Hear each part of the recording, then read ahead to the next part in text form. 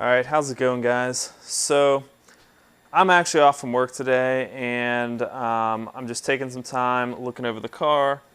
And there's a few things I wanted to get done before the autocross season started. Number one is the radiator here. There's nothing wrong with my radiator, but I know they tend to leak up top here where the plastic and the metal meet, so I'm going to get a new radiator.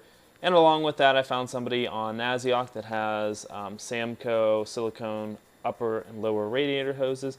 If you can actually look down there at that radiator hose, right where that hose clamp comes on, it looks like it's kind of like bulging, and it just doesn't look good. It's definitely not healthy. It's probably got 120,000 miles on it, so I think those need to be changed out when I'm doing this. And also, I kind of actually thought about getting this coolant tank up here, the expansion tank, because if you look under there, there's a little bit of coolant maybe seeping out. It might actually be from the radiator cap. I'm not really sure. Which then brings up another issue. Should you just get new radiator caps all around? So maybe just some high pressure caps. I'm not really sure yet.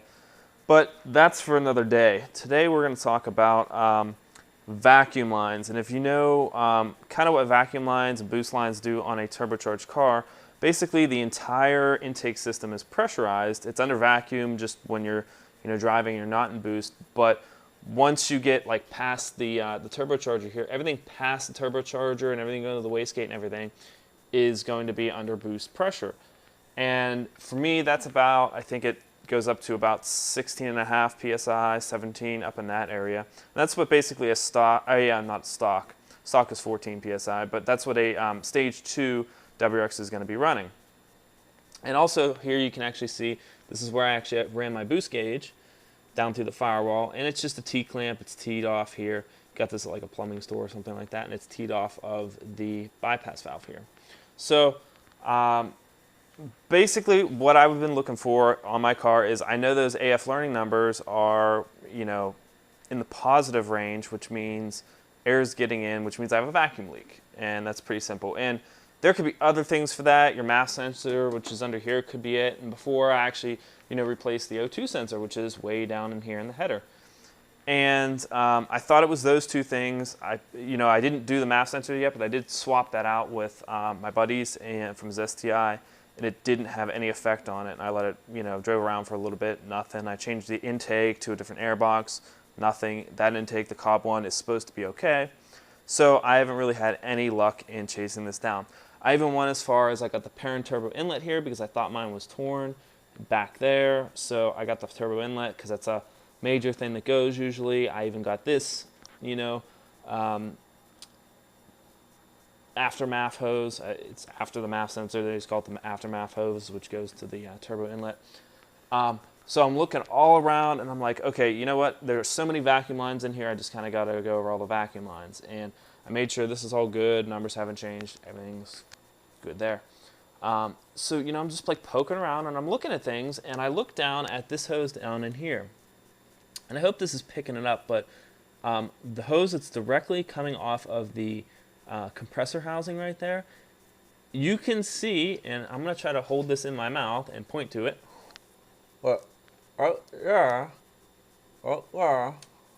You can see it's wet, and you can even see right down here it's also wet. And it seems to be like an oily substance. Like if I put this on my hand, it's like an oily substance.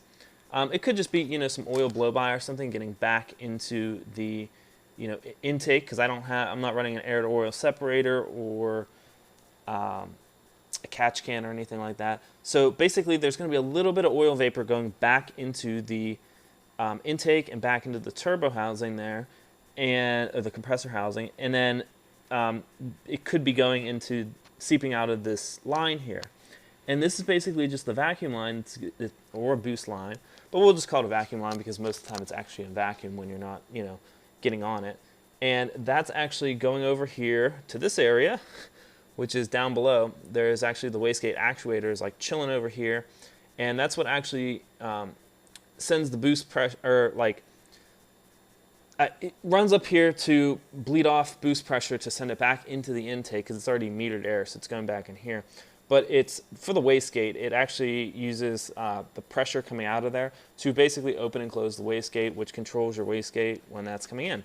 So basically in general, all we're going to say is here is the entire system needs to be a closed system, And the fact that there's something leaking out of that line tells me that it's not a closed system at this point. So we're going to go ahead and we're going to replace that line. Just this one for now, but I might do the other one that's running to the actual actuator over here. And then I was also poking around here, and this line here that I actually have my hand on right now is hard. And I don't think it's supposed to be hard. I think it's actually just like that, like the actual line's hard, because up here it's not hard, but here it is hard, and I don't think it's supposed to be hard. So I might be replacing that one too.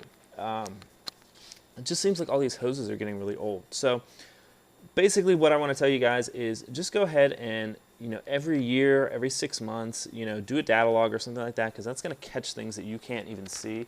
But even in addition to that, just go ahead and look at all your vacuum lines, look at all your coolant lines. Do you have any leaks whatsoever? Because on turbo cars, it's very, very important that even just small little things like that, that's going to cause you to run lean, and that's going to cause you to be, not getting the power that you should be getting out of, just your stock turbo, or if you're, quote unquote stage 2 and just have a turbo back and tune, that's going to be power that you're not getting out of your car. That's lowering my boost pressure by approximately 1.5 pounds in boost, and then also 1.5 pounds in vacuum. So I mean, I'm not a tuner, but I don't know how many horsepower that is, but that could be 10, 15 horsepower right there just from that little line not working for me. So I'm going to go ahead and change that up.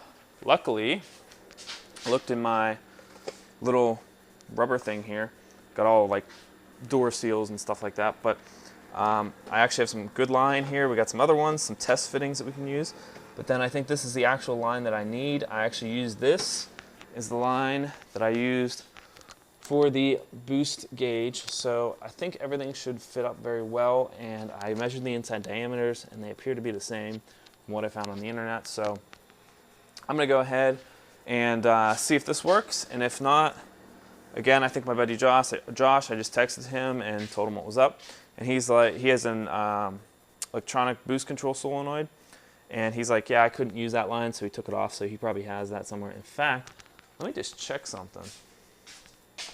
Not that this has anything to do with anything, but I could have sworn in here there was something, I don't know. That's the old fuel pump that he gave me to put in the car. So I'm going to go ahead and change that out, but I might show you when I'm done, I might not, but just, again, heads up, just go ahead and look all around your engine bay. If there's anything leaking or anything that's cracked or anything that's warm, go ahead and change it out. It's stupid little stuff like that. Like I was replacing this and changing intakes, and I was ready to buy a MAF sensor and spend $100 on an O2 sensor, and no joke, it literally might be a 10-cent line that goes right there, right on top. So hopefully that's it, but I'll keep you guys updated. All right, I hope you have a nice day. Peace out.